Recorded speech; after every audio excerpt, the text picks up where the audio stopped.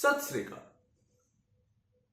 There is a famous verse by Saint Kabir which is inscribed in Shri Guru Granth Sahib Ji, the holy book of Sikhs, on page number 1105.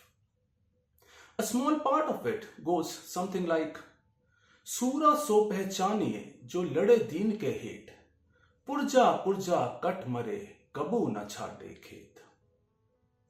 It basically translates as, that someone is regarded as a spiritual hero, a true saint soldier, who fights for the right cause of God, such as in defense of religious wisdom. And even if all his body parts are cut apart while fighting, he never leaves the battlefield. Who was ninth Guru? The ninth Nanak, Guru Tegbahadur Sahib Ji. Why do historians revere him as Hind Ki Chaddar or Srishti Ki Chaddar? It is basically a metaphorical phrase in Hindi which means the protector of human rights, the protector of human constitution. What is the relationship between Indian constitution and Guru Tegbahadur Sahib Ji? Indian constitution, we all know, is sovereign, secular, socialist, democratic republic which grants justice, equality, liberty and freedom to all its citizens.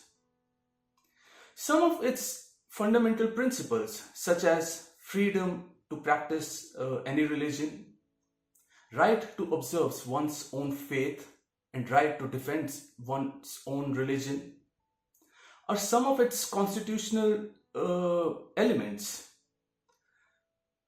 And these elements wouldn't have been a part of Indian constitutional framework if Guru Tegbahadur Sahib Ji hadn't had sacrificed his life for this country. Now, in order to understand this, we should look at the chronology of events in the past. The Indian subcontinent, or the Hindi heartland, its geopolitical landscape at that time included, sometime in the past, somewhere around the 11th century or before that, included the today's areas of India, Pakistan, Afghanistan, Bangladesh, Nepal and even Bhutan. It was a huge geopolitical landscape. Right since the beginning of the 11th century, the Indian subcontinent, or the Hindi heartland, has been under constant attack by foreign invaders, which led to establishment of various dynasties in the Indian subcontinent. Dynasties such as the Khilji dynasty, the Tughlaq dynasty, Sayyid dynasty, Lodi dynasty, and the famous Mughal dynasty. Among all these, the Mughal rule has been the most prominent one on Indian subcontinent, which spans somewhere around as early as 14th century AD to as late 18th century AD. The Mughal rule had established itself as Delhi Sultanate. During that period, the prominent religions on Indian subcontinent were either Hinduism, Buddhism or Islam. Sikhism as a religion became into existence in the Punjab region of Indian subcontinent only in the 15th century AD with the birth of its founder, Shri Guru Nanak Dev Sahib Ji. Guru Nanak Dev Sahib Ji became an enlightened master and he gave the slogan, Na ko Hindu, na ko Musalman. Basically, he meant by saying this was, no one can be regarded as a true Hindu or no one can be regarded as a true Muslim if a person is not a true human being. If he does not respect other human beings, if he does not serve other human beings, if he does not have respect for nature, animals and plants, no one can be regarded as a true Hindu or true Muslim. So before becoming a Hindu or a Muslim, one should become a true human being. So Guru Nanak's religion was a religion of humanity. Guru Nanak Dev Ji also rebelled against the tyranny of then Mughal ruler Babur. He rebelled by giving the slogan as Babar Jabar, which basically meant, Babar, you are a cruel butcher. Stop killing people on the name of religion. Many of us would not know that Babar had imprisoned Guru Nanak Dev Ji for many years. Although his body could be imprisoned, but his thoughts, his ideas, his beliefs and his words could not be imprisoned for long. So Guru Nanak Dev Ji, he broke the shackles of his prison and started spreading his gospel on love for God and service for humanity. After Guru Nanak Dev Ji, the second Guru, Guru Angad Dev Ji, he took the responsibility of spreading Sikhism. So who was Guru Angad Dev Ji? Basically, Guru Angad Dev Ji was born in a Hindu family. His original name was Bhai Lehna Ji. Guru Angad Dev Ji, he became a disciple of Guru Nanak Dev Ji. Bhai Lehna Ji became a disciple of Guru Nanak Dev Ji when he learnt about such a saint who is preaching the gospel on love of God and human service. He decided to become his disciple. He decided to become his student. So basically, Guru Angad Dev Ji or Bhai Lehna Ji, he became so transformed with the philosophy of Guru Nanak Dev Ji that he decided to transform him into the religion of Guru Nanak, or the religion of humanity. Guru Nanak Dev Ji gave Lehna Ji the name as Angad. So historians started calling him Guru Angad Dev Ji, or the second Guru Nanak, who did many work for Sikhism and spread Sikhism in the region of Punjab and in the nearby areas. Now, it was a time of late 16th century or as early as 17th century when Sikhism was spreading its roots in the Punjab region. Sikhism was rising, and the true scripture, the holy book of Sikhism, was also taking its shape. The holy book, then holy book, Adi Granth, the first two scripture, was taking its shape. Then Mughal ruler Jahangir, he feared the uprising of Sikhs in this region. So he was so afraid that he offered the fifth Guru, Guru Arjan Dev Sahib Ji, he offered him to convert into Islam, and in return he would give him all his wealth and comfort and his rulings and whatever he had to offer. So he offered Guru Arjan Dev Ji to convert into Islam and also make certain changes to the religious scripture of the then holy book, and make certain changes according to fundamentalist Islamic beliefs. Guru Arjan Dev Ji refused his offer to convert into Islam. In return, Jahangir brutally tortured him and murdered him. So this way, Guru Arjan Dev Sahib Ji, he became the first true martyr of Sikh history. Basically, this is what Mughal rulers have been doing throughout their establishment, that they have been targeting Hindus and people from other religion. They involved in forced coercion to convert them into Islam, and many such practices, such as destroying the religious place of worships of Hindus so that they can establish their own rule. So they were spreading fear among people, they were spreading fear among Sikhs and Hindus and Hindu Punjabis so that their uprising could be suppressed. Now, once again, the wheels of time took its turn. It was a time of late 17th century when Mughal Emperor Aurangzeb came into existence. So who was Aurangzeb? Aurangzeb was the grandson of Mughal Emperor Jahangir. He followed the legacy of Jahangir and increased his attacks on Hindus and started destroying their places of worship and started murdering Hindus if they rejected his proposal to convert into Islam.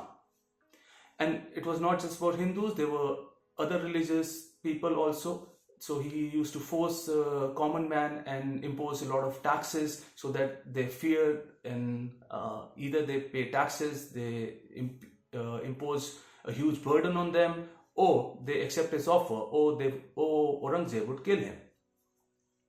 But this time Aurangzeb didn't know that destiny had chosen the ninth Sikh Guru, Guru Tegbahadur Sahib Ji, to become an obstacle on his path. Guru Tegbahadur Sahib Ji was the grandson of Guru Arjan Dev Ji, the fifth Sikh Guru, who became an obstacle for Mughal Emperor Jahangir. So Guru Tegbahadur Sahib Ji, when he learned about the forceful nature of Aurangzeb and the attacks that he's been carrying on, there was fear among the masses, among the Hindus, among the Pandits, Kashmiri Pandits and people of other religion. And they approached Guru Tegbahadur Sahib Ji for his consultation and to take that into consensus. So Guru Tegbahadur Sahib Ji, he opposed the practices of Aurangzeb. So Aurangzeb wanted Guru Tegbahadur Sahib Ji to accept Islam and convert into a Muslim. But Guru Tegbahadur Sahib Ji, he stood firm on his grounds of Sikhism.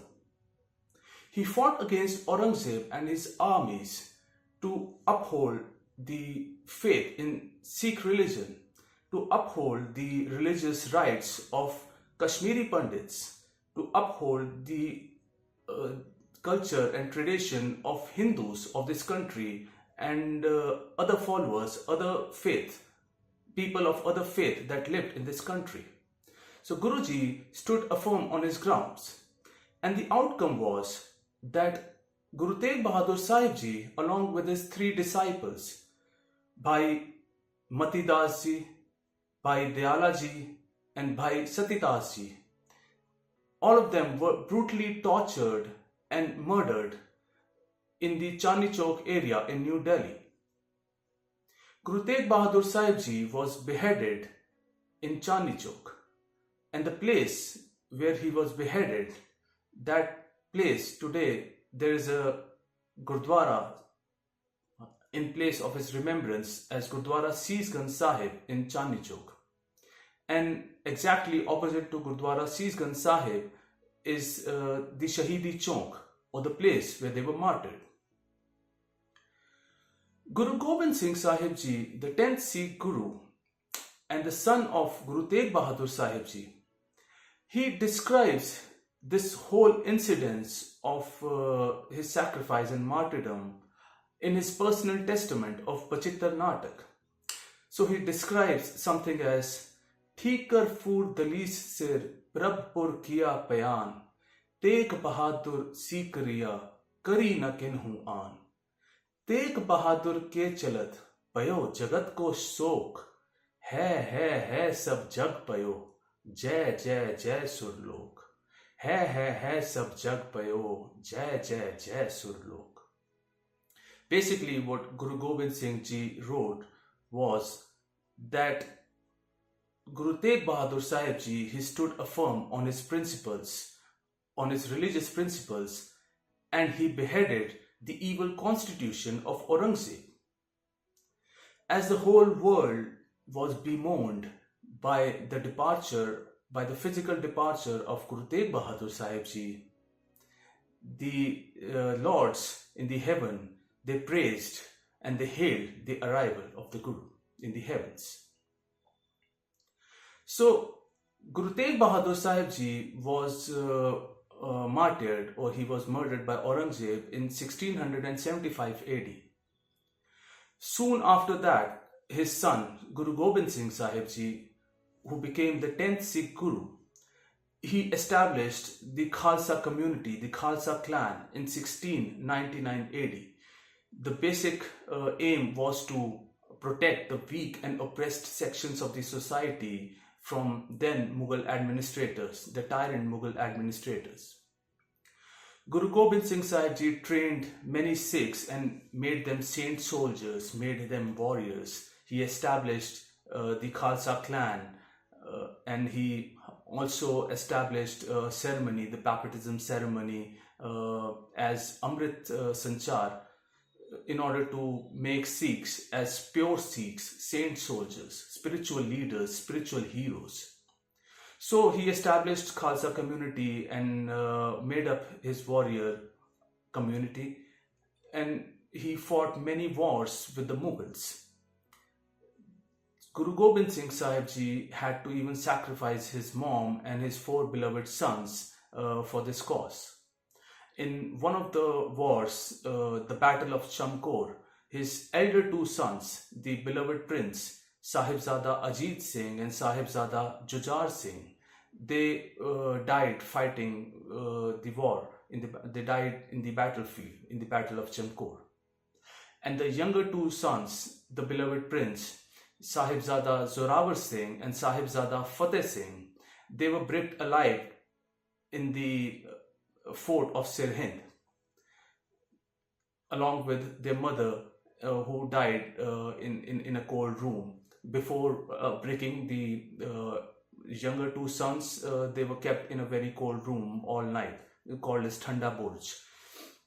So the younger 2 sons, Sahibzada Zorawar Singh and Sahibzada Fateh Singh, were also offered by then Nawab Wazir Khan, the then administrator of the Sirhind district.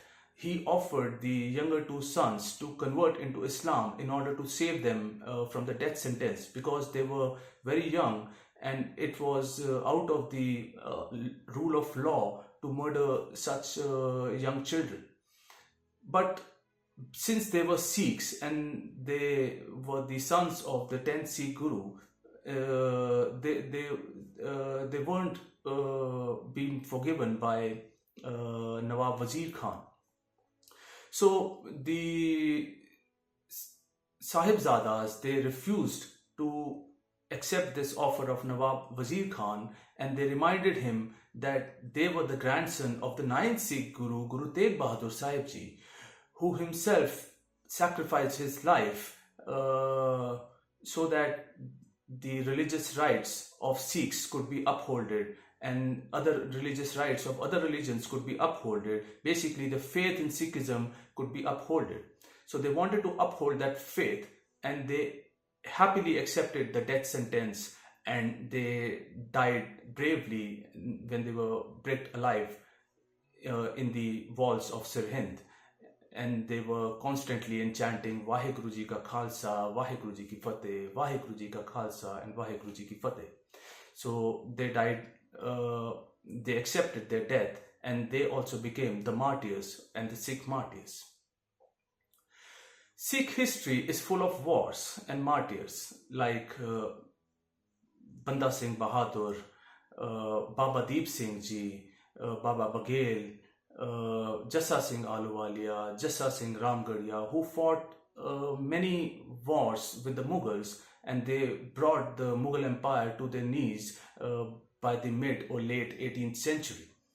And basically they ended the Mughal rule and established a constitutional framework of equality, justice, sovereignty, and equality, justice, and human service as constitutional grounds which would govern this country.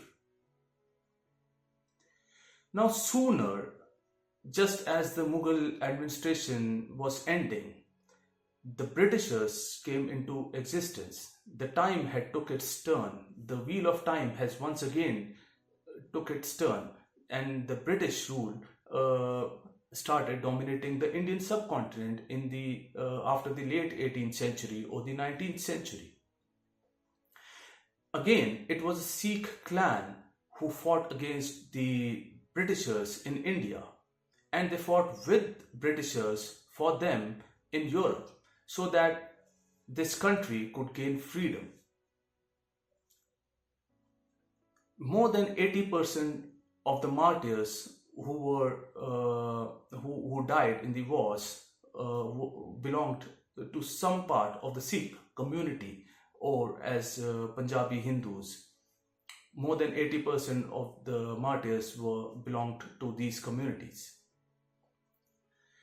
So, despite the War of Independence of 1947, the Indo-China War of 1962, the Indo-Pak War of 1965 and 1971, once again, Sikhs had to face the cruelty, the oppression of political leaders. They had to face the tyranny of political leaders, and there was an attack of Sikh genocide in 1984.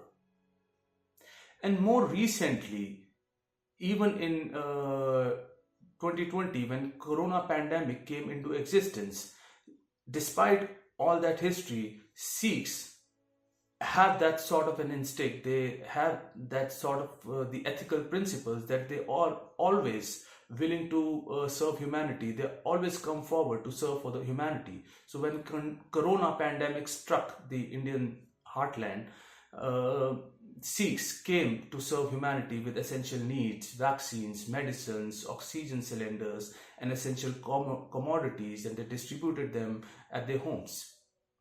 And this was a time just after the farmer protest took place. Basically, the farmer protest was a protest again carried out certain sections of the Sikh community and the certain communities of Punjab and Haryana area of India, which basically opposed to certain farm laws brought by the Indian government, and many of the Sikhs were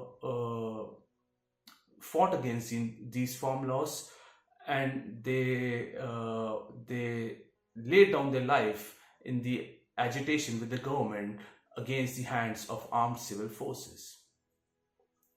So being a Sikh is not easy. True Sikhs are people of real faith who are willing to sacrifice their life for a good cause to uphold true wisdom. It is the martyrdom day of Guru Tegbahadur Sahib Ji, and in fact, according to Sikh history, it is the martyrdom month. On this month, I would like to remember all the brave Sikh martyrs who have sacrificed their life to protect us, to protect the Sikh faith. In Guru Tegbahadur Sahib Ji's own words, never forsake those whom you have undertaken a pledge to protect. I hope that Guruji's teachings and philosophies and his work, his life, it become an inspiration for us, so that it instills courage and bravery in our heart, so that we can stand firm on our grounds and be in service of humanity.